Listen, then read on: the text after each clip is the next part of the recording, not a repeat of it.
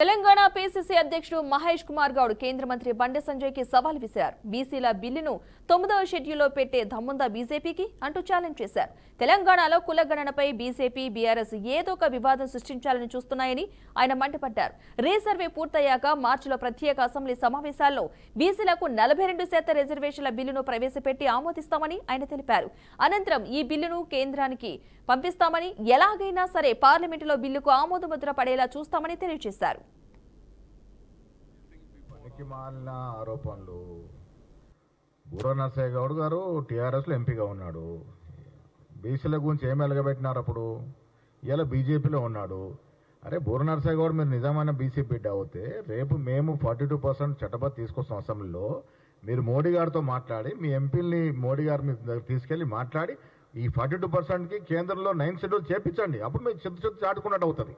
రేపు సీఎం కూడా ఏదో ఒక రోజున ఈ రాష్ట్రంలో బీసీ అవుతాడు. అది కాంగ్రెస్ వల్లే అవుతాడు. ఏ పార్టీలో అవకాశం లేదు. ఇవాళ రేవంత్ రెడ్డి గారు చక్కటి కార్యక్రమాలు చేస్తా ఉన్నారు. భవిష్యత్తులో ఎప్పుడైనా బీసీ ఈ రాష్ట్రానికి ముఖ్యమంత్రి అవుతారంటే అది కాంగ్రెస్ పార్టీలో అవుతారు. బండి సంజయ్ గారు కేంద్ర మంత్రివర్గంలో ఉండి సెక్యులర్ స్టేట్ లో ఆయన కేబినెట్, సెక్యులర్ స్టేట్ భారతదేశం, సెక్యులర్ స్టేట్ లో ఆయన ఒక మంత్రిగా ఉండి ముస్లిం గురించి ఇష్టం వచ్చినట్టు మాట్లాడుతూ ఉన్నారు. అలా మాట్లాడొచ్చునా? ముఖ్యమంత్రి ఐఏఎస్ గురించి ఎక్కడ తప్పుగా మాట్లాడలేదు. దీన్ని మసిపూసి మారడిగా చేసే ప్రయత్నం చేస్తా ఉన్నారు. బీసీలని రాజ్యాధికారం ఇవ్వాలని రాహుల్ గాంధీ గారు తీసుకున్నట్టు నిర్ణయము ఏదో ఒక రోజున తెలంగాణ రాష్ట్రానికి బీసీ ముఖ్యమంత్రి అవుతాడు. అది కాంగ్రెస్ పార్టీలో అవుతాడు.